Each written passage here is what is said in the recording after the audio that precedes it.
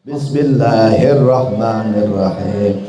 Dengan nama Allah yang Maha Pengasih, Maha Penyayang, dan segala puji Maha sempurna dan Maha suci dari sepadan dan keserupaan. Semoga salawat dan salam tercurah ke baginda Rasul Nabi yang mulia, atas keluarga dan para sahabat, laksana bintang di langit yang hebat. Ini akidah yang tidak boleh seorang muslim pun tidak ketahuinya. Pada yang kuasa wajib mengenal sifat 20, wajib dihafal sifat-sifat wajib yang Maha Kuasa. Pertama wujud, maha ada artinya, yang terdahulu dan tidak bermula. Itulah makna dari kidam namanya. Tiada akhir bagi wujud Allah. Itulah arti dari sifat Allah, tidak sama dengan makhluknya. Mukhalafatul awadisi namanya. Allah Maha Kaya yang binafsihi, esa tak berbilang, sifat wahdaniyat. Maha Kuasa, kudrat namanya. Maha berkehendak, iradah namanya. Allah Maha tahu atas segalanya. Itulah sifat ilmu namanya. Yang Maha hidup tanpa tulang dan daging. Itulah sifat dari hayat namanya. Mana sifat sama artinya mendengar segala suara dari ciptaannya. Maha melihat semua makhluk tanpa dengan alat. Itu basar namanya. Dalam artinya berkata-kata. Wujudnya lafzi dan wujudnya jini. Ada wujud rasmi dan wujud hakiki. Bukan huruf-huruf dan bukan suara. Kenalilah sifat zat Allah ini, engkau selamat dunia akhirat. Belajarilah dengan semangat, barakah yang kuasa pasti kau dapat. Segala puji hanya milik Allah. Salawat salam bagi Rasulullah. Segala puji hanya milik Allah. Salawat salam bagi Rasulullah. Ya, ini yang terakhir Rasulullah berkaitan dengan kajian kita kelanjutan minggu yang lalu tentang kesimpulan kalimat syahadat la ilaha illallah Muhammadur Rasulullah. Ya, yang punya buku, sambil saya juga berharap ini insyaallah udah masuk bagian akhir, nanti punya semuanya buku ini. Harganya paling mahal 50.000, cuman bisa buat anak, buat cucu, buat ponakan, buat keluarga dan lain-lain. Karena bisa dibaca sendiri bahasa Indonesia. Ya, itu bukunya namanya Kitab Tauhid Dasar. Al-Aqaidi Ad-Diniyah Allati la yasa'ul muslima jahluha. Kalau yang kita terjemahan tadi nih di kertas kita, ini namanya artinya ini akidah yang tidak boleh seorang muslim pun tidak ketahuinya. Ini arti buku kita. Makanya kita ringkas di kertas ini judul bukunya. Nah, terakhir halaman berapa itu yang punya buku? Hah? Halaman berapa yang dibaca terakhir? Halaman berapa? Ada tandanya? 50. 50 berapa? 50 pas. Iya. Ya, yang kemarin bacanya la ilaha illallah tuh ya. Ya. Tuh kita udah baca kemarin la ilaha illallah Muhammadur Rasulullah. Udah dijelasin tuh tentang sifat Allah kemarin rangkumannya ya. Berarti sekarang kita pindah, kalau sifat Allah dirangkum dalam berapa itu rangkumannya? 41 kemarin. Ya. 41. Sifat wajib 20, sifat mustahil 20, sifat zaiz 1, jadi 41. Nah sekarang yang kita baca 51 udah 52 sekarang. Namanya itu bacanya di baris 1, 2, 3, 4 Muhammadur Rasulullah. Tuh ada di halaman 52 ada lanjutannya. Kita baca dah biar supaya semuanya dapat barokah bersuara ya. Bismillahirrahmanirrahim. Wa amma qauluna Muhammadur Rasulullah. Wa amma qauluna, adapun perkataan kita Muhammadur Rasulullah, Muhammad Rasulullah, fafihi al-iqraru, maka terkandung di dalamnya pengakuan birisalati tentang kerasulan Sayyidina Muhammadin sallallahu alaihi wasallam, Nabi Muhammad sallallahu alaihi wasallam. Fayukhadhu min idhafati ar-rusuli, maka dipahami dari menyandarkan Rasul kepada Allah, ilallahi kepada Allah, wujubu sidqihi, wajib bersifat sidiknya Rasul, wa amanatihi, amanah, wa tablighihi, tabligh, wa fatonatihi, fatonah, sallallahu alaihi wasallama, wastihalatu dan mustahil, mayunafiha sifat-sifat lawannya, wayandariju fihi aidan, dan masuk pula pada kalimat itu jawazul a'radi, bolehnya sifat-sifat al-basyariyati alaihi, sifat-sifat manusia biasa atas Nabi.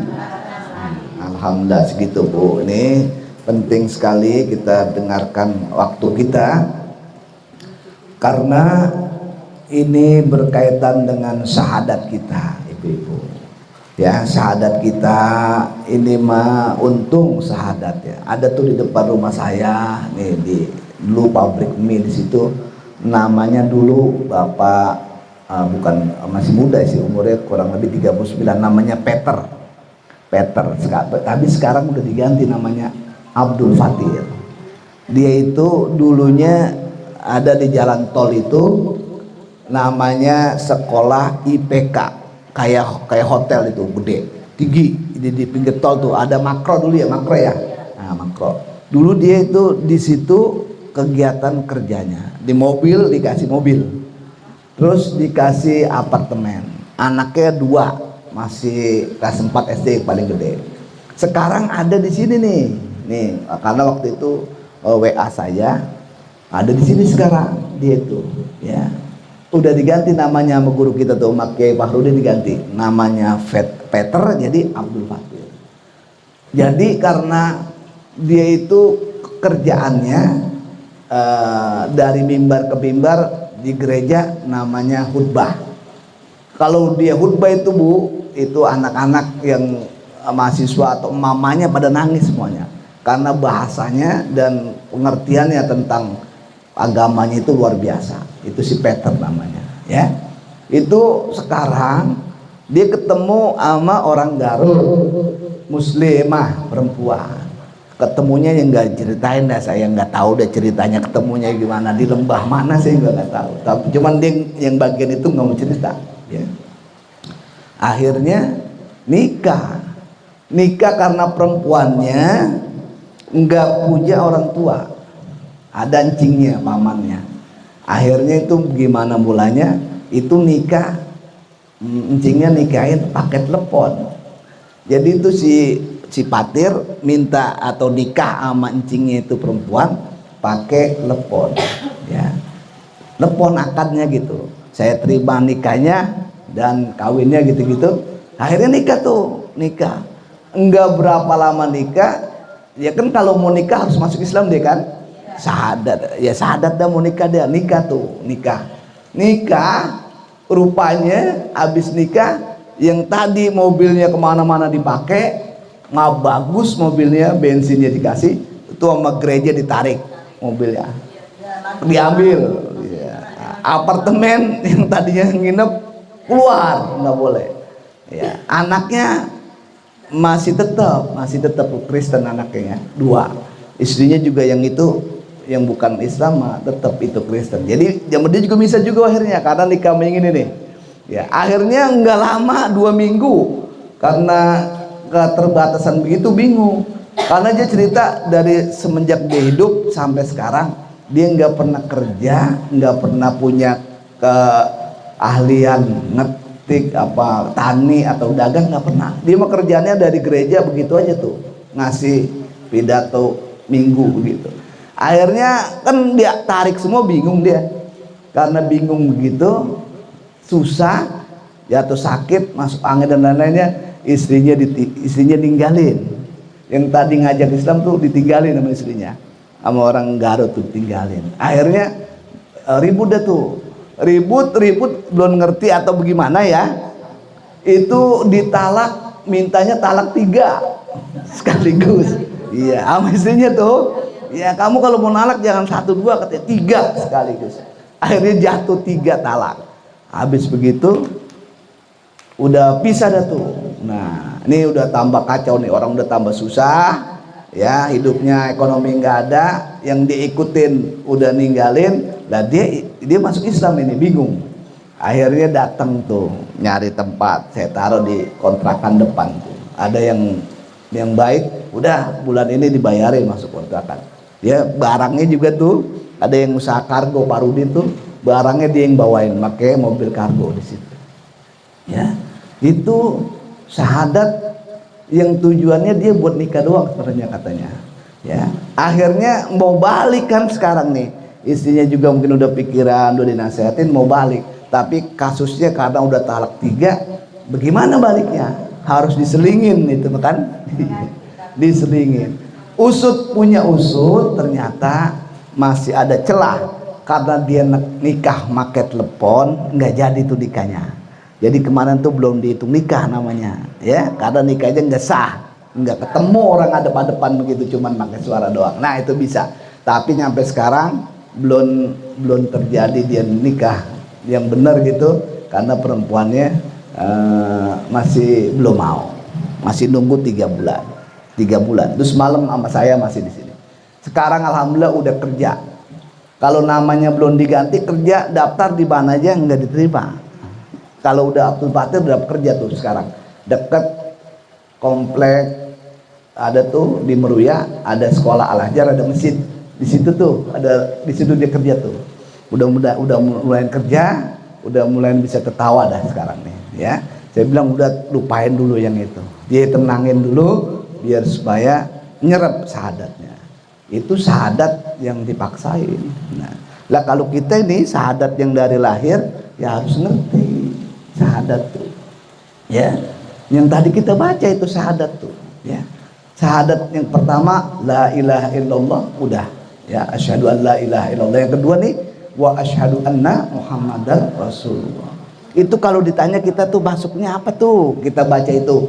Kita baca Muhammadur Rasulullah, itu kita harus ngerti minimal dikit mah, jangan sampai kagak. Apa itu maksudnya? Ya maksudnya yang tadi kita baca bareng-bareng tuh, bahwa yang dimaksud dengan Muhammadur Rasulullah sallallahu alaihi wasallam, kita tadi baca fa fihi al-iqraru. Artinya itu kita nih yang kita baca barusan nih, mudah-mudahan nih baru banget nggak sampai lupa gitu, jangan sampai lupa. Maksudnya apa? Maksudnya adalah bahwa kita itu terkandung di dalam makna Muhammadur Rasulullah adalah al-iqraru, pengakuan tentang kerasulan Nabi kita Muhammad sallallahu alaihi wasallam. Di hati kita harus ada keyakinan bahwa saya mengakui, bahwa saya yakin tentang kerasulan Nabi kita Muhammad sallallahu alaihi wasallam. Itu yang pertama tuh. Harus ada itu mah. Saya kalau baca syahadat ingat dalam hati kita, ya Allah, iya ini. Saya mengakui Allah Tuhan saya. Enggak ada yang disembah ya di alam raya ini ya dengan sebenarnya kecuali hanya Allah Subhanahu wa taala. Dalam hati kita. Allah siapa? Ya Allah itu yang wajib, sifatnya wujud, harus ada yang namanya Allah. Wujudnya kapan? Wujudnya dari dulu udah ada. Enggak pakai mula wujudnya. Kalau kita mau wujudnya ada mulanya. Dan ada akhirnya enggak kita? Ada akhirnya. Kalau Tuhan wujudnya enggak ada akhirnya. Disebut dengan sifat bako. Ingetin tuh Tuhan kita tuh. Yang namanya Tuhan wajib, dia itu sifatnya bako. Kalau dia enggak ada atau enggak kekal, bukan Tuhan. Kalau dia dipastikan adanya, ya didahului dengan nggak ada dulu, seperti dilahirin sama ibunya, ya Ibu Siti Maryam, itu pastikan bukan Tuhan. Karena Tuhan itu adanya diadakan, atau adanya Tuhan itu tidak didahului dengan tiada. Dari dulu memang Tuhan sudah ada. Itu namanya wujud tidak bako. Kalau begitu jelasnya bagaimana? Jelasnya pahami bahwa yang namanya Tuhan beda sama kita manusia. Mukhalafatul lil hawadits. Terus ya tuh dalam hati kita. Karena kita udah pelajarin itu ya. Nah, yang kedua ini kita lanjutin Muhammadur Rasulullah. Kita juga ingat di hati kita bahwa kita itu ikrar, kita itu mengakui, kita itu meyakini bahwa Nabi kita Muhammad adalah Rasulullah. Ya, tuh pengertiannya tuh. Ini sebelum yang lain-lain harus dikenalin dulu pengertiannya. Bahwa kita harus yakin dan meyakini, kita ikrar dalam hati kita bahwa Nabi kita Muhammad adalah Rasulullah. Apa itu kalau disandarkan dengan Allah? Ya, yang namanya Rasul kita juga harus ngerti. Dalam otak kita, dalam akal kita, Rasul itu harus wajib sifatnya. Yang pertama tadi disebutkan apa? Sidik. Yang namanya Rasul itu sifatnya wajib sidik. Sidik apa sih? Benar. Jujur. Gampang nah ya. Yang namanya Rasul itu udah pasti karena sifatnya wajib jujur. Apalagi yang empat tuh yang kita harus ngerti. Sidik, apalagi tabligh, fatona, amanah. Kalau sidik tadi jujur, kalau tabligh menyampaikan. Enggak ada yang disembunyikan sama Rasul. Terus apalagi? Amanah. Terus yang terakhir tadi fato. Rasul itu adalah manusia yang paling baik di zamannya. Orangnya paling cakep, orangnya paling pinter, orangnya juga nggak ada yang kurang. Nggak ada yang kurang maksudnya gimana? Yang Rasul itu dari segi fisik juga sempurna. Nggak ada Rasul yang kurang tingginya atau ketinggian banget, nggak ada. Rasul jangkung banget gitu kurus, nggak ada. ya, atau Rasul kurang tingginya, pendek banget juga enggak ada. Rasul juga enggak ada yang palanya botak, ya. Pokoknya adalah manusia sempurna pilihan Allah Subhanahu wa Ta'ala. Bahkan dalam keterangan tuh ada wal ainu lam yanam wa qalbuhu lam yanam wal ainu qad na'asat. Rasul itu sepanjang hidupnya, ya, hatinya enggak pernah tidur, walaupun matanya tidur, walaupun matanya ngantuk. Kalau kita kan mau tidur mau enggak, hatinya tidur terus, ya. Mau dalam keadaan tidur atau keadaan enggak tidur, ya hatinya ya tidur terus gitu mah. Kalau Rasul mah kelihatan doang matanya tidur, tapi hatinya tetap hidup. Ya, walam yuro asru baulin, enggak pernah dilihat bekas kencingnya Rasulullah SAW. Bekasnya enggak ada, enggak pernah dilihat. Dan Rasul kalau duduk bareng-bareng sahabat itu pastikan posisi punggungnya ini lebih tinggi daripada yang lain, ya. Dan melihatnya, ya, khalfihi ka'amamin, khalfuhu ka'amamin. Rasul itu melihat ke depan sama yang lihat ke belakang sama jelasnya. Dia bisa lihat yang orang bagian di depan dia maupun di belakang dia. Rasul, ya, wa khalfuhu ka'amamin, ngelihat depannya Rasul sama belakangnya Rasul sama. Itu wajib kita ketahuin bahwa yang namanya Nabi dan Rasulullah SAW, utusan Allah, adalah lebih mulia dari surga, lebih mulia dari bumi, lebih mulia dari langit. Itu namanya Nabi itu. Makanya Nabi nggak ditanya di alam kubur, ya. Ditanya man rabbuka, Nabi mah nggak ditanya, karena Nabi lebih mulia dari malaikat, ya. Masa satpam nanya jenderal, ya, satpam eksekusi atau nanya jenderal kan nggak mungkin. Security nanya jenderal yang gede gitu kan nggak mungkin, ya, nggak berani, ya. Itu Nabi lebih mulia dari malaikat. Salah satunya yang nggak ditanya di dalam kubur adalah Nabi. Nah, itu harus ngerti kita. Yang kita syahadat Muhammadur Rasulullah adalah kita harus meyakini dalam hati kita bahwa Nabi kita Muhammad adalah utusan Allah. Dan nabi-nabi lain kita harus yakinin. 124.000 jumlahnya nabi. Yang Rasul berapa? 313 Rasul. Yang ulul azmi berapa? 5. Dan sekian banyak penghulunya para nabi dan rasul cuma satu, baginda Rasulullah Sallallahu Alaihi Wasallam. Ingat tuh. Termasuk juga kita nggak boleh lupa nih, yang kita harus yakinin dan imanin dari sekian kitab-kitab Allah. Kitab Allah itu jumlahnya 104 kitab. Yang 100 berupa suhuf lembaran, yang 4 berupa kitab suci. Kitab suci yang 4 kita juga harus yakin dan hafal, ya. Yang diturunkan kepada Nabi Musa apa namanya? Taurat. Yang diturunkan kepada Nabi Daud, Zabur. Yang diturunkan kepada Nabi Isa, Injil. Yang diturunkan kepada baginda Nabi Muhammad, Al-Quran. 4 ini harus yakin. 100 ditambah 4 berapa? 104. Dari 104 itu semuanya dirangkum, dikecilin, dilengkapi, diringkes, semuanya ada dalam Al-Quran. Yang 103 itu masuk semuanya ke dalam Al-Quranul Karim yang kita baca tuh. Ibu-ibu jangan nggak pegang baca itu, ya. Luar biasa baca Quran itu, ya. Karena itu isinya 103 surat. Gabung ke situ di dalam Al-Quran. 104 Al-Quran itu dirangkum isinya dalam surat Yasin, ya. Ibu nggak sempat baca Quran 1 juz atau 30 juz, ada rangkumannya tuh, ada isinya tuh. Apa yang lebih kecil? Surat Yasin. Makanya aturannya mah kalau lagi tahlil kan, kita lagi tahlil orang meninggal saudara, kan aturannya mah yang diajarkan sama orang-orang dulu, kita itu disuruhnya bawa makanan, ya. bukan orang yang tahlil itu nyediain makanan ya, tapi maksudnya mah saring gotong royong. Kalau datang kan, kalau kosong nggak enak, kita pada bawa makanan. Kalau nggak bawa makanan nggak bisa, ya bawa doa. Maksudnya bawa doa apa?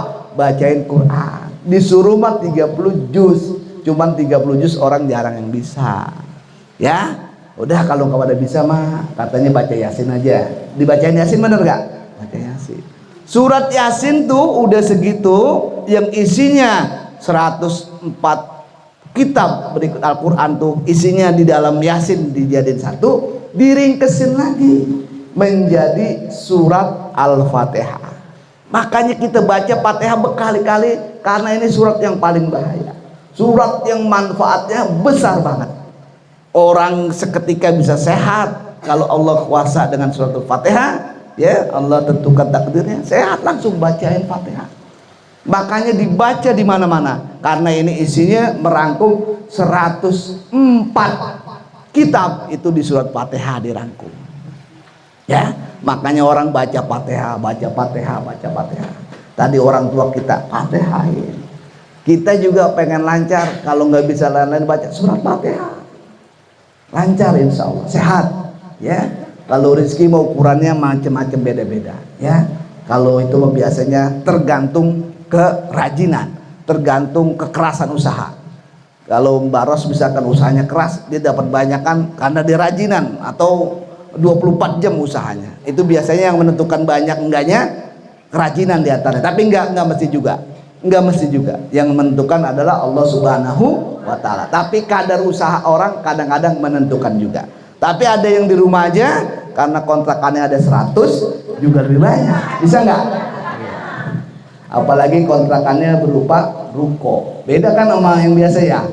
Beda. Itu alhamdulillah dah. Jadi kita batasannya udah begitu. Batasannya apa? Kita ukur tadi yang sering diucapkan tuh. Ya kalau anak-anak udah pada nikah, kerja sedikit-sedikit udah pada kerja, semuanya kegiatan udah rapi, dikit-dikit makanan ada dan lain-lain, sedianya setiap pagi ada. Udah sekarang mah udah zamannya mikirin yang buat kesono, yang buat akhir. Itu yang paling penting. Karena yang udah kita tahu mah yang udah pergi kagak balik lagi, bener gak? Ya. Ada nggak yang pergi sekarang balik lagi? Nggak jadi. Ada. Kecuali pergi ziarah dia, ulang lagi, bener nggak? Nah itu pikiran gitu. Kalau kita lagi begitu mikir, jangan apa dipotong itu pikiran. Itu pikiran kayak begitu pastikan akan membawa kita bisa lebih punya rem. Yang tadi hawanya mungkin tinggi, itu ada pikiran gitunya saja hawa agak berkurang. Kalau udah bisa ngurangin hawa kita untuk yang berbuat nggak perlu atau yang nggak manfaat, itu pastikan kita bisa jalanin ibadah dengan enteng, dengan ringan.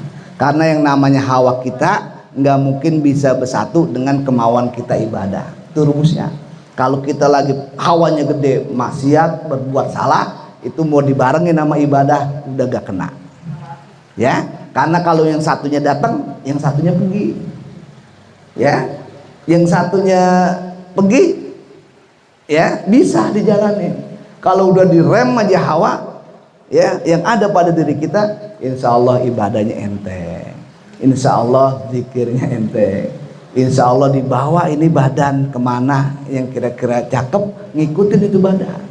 Kalau hawa kita lagi direm, ya. Karena hawa ngerem hawa untuk menghindari perbuatan yang tidak baik, itu otomatis akibatnya badan kita jadi enteng buat melaksanain ketaatan. Sebisa kita dah dari mulai yang dikit-dikit ya. Kalau nggak ngaji atau nggak belajar, nggak nuntut ilmu, ya deket aja sama orang yang benar, sama orang yang baik, kita kesetrum, ketularan. Walaupun nggak ngaji, nggak, cuman silaturahmi deket-deket itu sama orang alim, sama ustazah, sama siapa yang dia baik, kita cuman deket aja, itu bisa nular, bisa bawa kita kepada kebaikan. Itu makanya Fatihah tadi itu saya bilang, ini rangkaiannya dengan keyakinan syahadat kita dengan Muhammadur Rasulullah, bahwa kita harus yakin dengan kitab-kitab yang dibawa mereka, disimpulkan itu dalam Al-Fatihah. Al-Fatihah diperes lagi, dikecilin lagi, dirangkum dalam tulisan Bismillahirrahmanirrahim. Tuh, Bismillah paling dasar diantaranya. Nah, itu merangkum sekian banyak surat, ya, sekian banyak surat, sekian banyak surat. Ini keyakinan kita nih, Muhammadur Rasulullah Sallallahu Alaihi Wasallam. Terakhir saya mau nyampaikan, dan ini penting saya sampaikan buat saya pribadi dan semoga didengar. Di antara Rasul-Rasul ajarkan, ini salah satu saya dapat langsung dari guru. Ini kalau kita mendapatkan satu kejadian orang dalam kondisi naza. Naza itu artinya sekarat. Karena sekarat mah yang pasti hidup pasti ngalami. Cuman ada dua nih pembahasannya.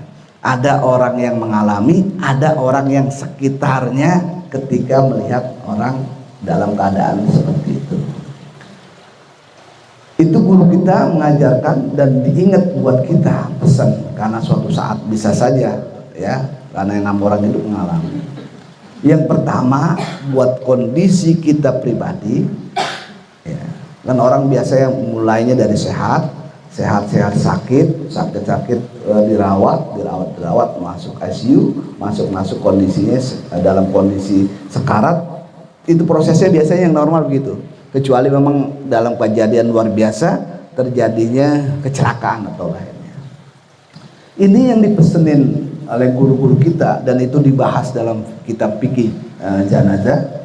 Kalau dalam keadaan seperti itu, kita harus yakin, dan seyakin-yakinnya pikiran kita nggak boleh pikiran yang lain kecuali hanya husnuzon.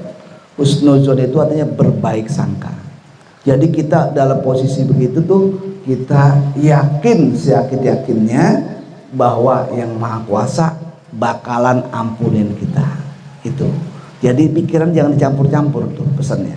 Pikiran kita cuma yakin bahwa yang Maha Kuasa ampunin kita. Rahmat yang Maha Kuasa lebih besar daripada kesalahan yang pernah kita lakukan.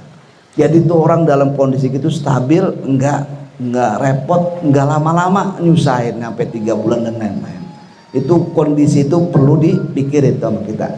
Jadi kita nggak boleh punya pikiran jelek-jelek, nggak punya pikiran lain-lain. Pikirannya cuma satu doang, bahwa kita akan diampuni oleh Allah Subhanahu wa Ta'ala.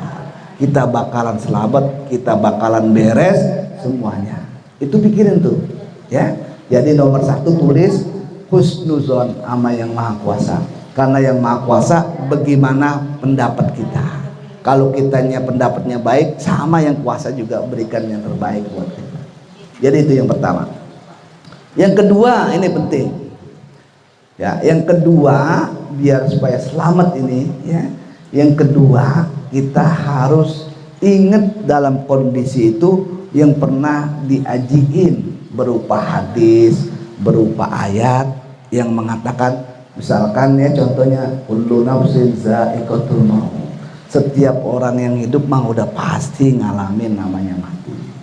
Jadi tuh kita tuh yang dipelajarin, yang pernah didengar walaupun sepintas, diingat-ingat bahwa yang namanya orang itu ya pasti masuk fase ini. Yang namanya orang itu masuk namanya fase kematian. Untuk itu ya diingat lagi sama dia keterangan-keterangan. Wah, yang sedekah ya, bahwa orang itu kalau meninggal kain kafannya nggak ada kantongnya, kiri kanannya, bawahnya. Berarti memang yang meninggal itu nggak bawa apa-apa. Pokoknya dia denger yang pernah diajiin. Nah ini syaratnya kalau nggak ngaji nggak bisa yang nomor 2 ini. Ini mah didapat dari ngaji, karena masukan-masukan itu dapat dari pengajian, ya, keterangan-keterangan itu. Nah, yang nomor 3 harus diingat ya, ini dia itu harus punya pengetahuan tentang 2. Yang pertama yang disebut alam mulki, yang kedua alam malakut. Bahwa kita itu ada 2 jenis nih dalam tubuh kita. Ada jenisnya namanya jasad, ada namanya jenisnya ruh. Kalau jasad ya pasti dia akan pamitan ketika mau pergi ruhnya itu. Kalau ruhnya itu pamitan, ya dia nggak ngerti bahwa dalam dirinya ada jasad, ada ruh. Ruhnya mau pamitan sama jasad, tapi dia nggak nerima, ditahan terus. Katanya jangan dulu, nanti ini belum beres urusan ini nih. Akhirnya ada yang sampai lama nggak beres-beres urusannya, sampai perlu dibacakan surat Ar-Ra'du dan lain-lain, karena pertarikannya kuat, karena belum ngerti bahwa setiap manusia itu ada dua unsur itu. Kalau dia udah ngerti itu, ya dia relakan, biasanya cepat. Ya, banyak kejadian itu, ya itu sampai sulit 3 bulan dan lainnya, karena berasa ada belum diterimakan, atau orang ada yang belum menerimakan dia. Ya, bahkan ada yang sering diceritakan oleh guru kita tuh. Ya, ada orang berkeluarga, ya tinggal di satu tempat rumah gitu. Rumahnya baru dibayar setengahnya, ya setengahnya lagi belum dibayar. Akhirnya sama yang punya rumah dipinta, wah belum ada terus, ya tarsok lama, wapel lupa inget tuh. Akhirnya keluar perkataan, biarin nggak apa-apa sampai mati katanya, agak beresin urusan kalau belum dibayar. Apa keluar yang punya begitu omongan, bener aja, udah mau meninggal sampai lama, ya kagak beres-beres. Akhirnya orang sudah pusing 3 bulan kelamaan. Ya ada seorang kiai nanya, nih kira-kira keluarganya di mana? Ada keluarganya, ditanyanya. Wah rupanya dijelasin satu, ada masalah rumah yang ditinggalin itu belum beres dibayarnya. Akhirnya dicari itu yang punya rumah keluarganya, ya diberesin. Ya tadinya mah nggak dimaafin, susah juga nggak bisa katanya. Udah terlalu kesel atau gimana, nggak dimaafin. Ya akhirnya dibujuk, dirayu sampai berapa hari, ya akhirnya dimaafin juga, selesai itu. Nah itu teknik-teknik yang supaya didengar dan nggak didapat di tempat lain kecuali kita ngaji. Dan ini pasti dihadapin sama kita. Jangan sampai pada kondisi begitu, ya keluarga atau anak-anak nggak tahu, nggak boleh ditinggalin. Kalau dalam kondisi begitu nggak boleh ditinggalin. Yang paling bahaya dan paling merugi orang kalau habisnya itu nggak ada yang tahu, karena perjuangan berat. Ya harus didampingin anak atau apa, harus ada di situ, jangan sampai kosong, karena begitu berat pertarungannya. Ada yang menyerupai orang tua ngajak, ya kepada yang nggak benar, kekafiran, itu perjuangan berat. Makanya diajarin, disuruh talqin, ayo suruh ngomong la ilaha illallah. Nggak bisa cuman lidahnya kelihatan gerak jadi. Habis itu berhenti dulu udah. Berarti udah terakhir tuh, udah diam aja dulu. Kecuali dia minta minum lagi atau ngomong lagi, ditalqin lagi. Ya, kalau enggak tangannya bergerak atau apa, menandakan dia itu ngikutin. Itu apa namanya, pemberitahuan supaya dikasih tahu. Ini penting, jangan ditinggal sendiri karena perjuangannya berat. Dan rata-rata itu kalau tidur ya di menghadapkan yang seperti diajarkan oleh guru, ya kalau ke sana kiblat itu sebenarnya menghadap ke kemana noh sono, ngidul apa ngalor? Ngalor, palanya ngalor, lambung kanan ke kiblat. Kalau nggak bisa karena sakit, lambung kiri waktu sakit tuh ya, lambung kiri ke kiblat, artinya palanya sudah sono, ya. Dan terakhir kalau nggak bisa juga, ya udah meninggal tuh, madepin pakai bantal, kiblatnya madep ke barat, ke kiblat, pakai bantal ke sana, kakinya sebelah sana. Ah, kakinya ke sana. Itu adab-adabnya. Biar supaya beres, rapi. Jangan ditinggal pesannya, Mas. Jangan ditinggal. Itu pesannya. Itu diantara diajarkan oleh baginda Rasul. Itu penting buat kita. Ya, ini kita mempelajari berkaitan dengan kitab kita ini sampai syahadat. Yang kedua yaitu asyhadu an la ilaha illallah wa asyhadu anna muhammadar rasulullah. Kita bersaksi, kita berikrar bahwa Nabi kita Muhammad sallallahu alaihi wasallam adalah rasul dan sekian rasul itu yang harus kita yakinin semuanya ya. Dan yang paling kita sering baca ada 25 nabi dan rasul dalam Al-Qur'an. Ya, itu pecahan-pecahannya banyak, nanti kita jelaskan ya. Mungkin itu saja pada pertemuan kali ini. Kita bersyahadat untuk terakhir penutup dari kajian kita sama-sama. Asyhadu an la ilaha illallah wa asyhadu anna Muhammadan Rasulullah. Ya, itu saja yang kita sampaikan. Kita tutup dengan membaca doa yang ada di fotokopi kita. Kalau ada sempat luas waktunya di rumah baca artinya. Segala puji bagi Allah yang Maha Pengampun, kepada hambanya yang terperdaya dan melampaui batas dalam segala urusan, serta kedunguan tentang arti kebahagiaan ya. Ini artinya luar biasa ya. Baca Bismillahirrahmanirrahim. Alhamdulillahil lil adizil ghururi wal fardi bil umuri wa hamaqatil khuburi wassalatullah dawama wassalamuhu tamama ala ma yaji imama wa ri'abiya fitrama wa ala al-adil kirami wa ashabikan nujumi bil qurratil marami lil urbi wal ajabi ya rabbana zarafna bi annana tarafna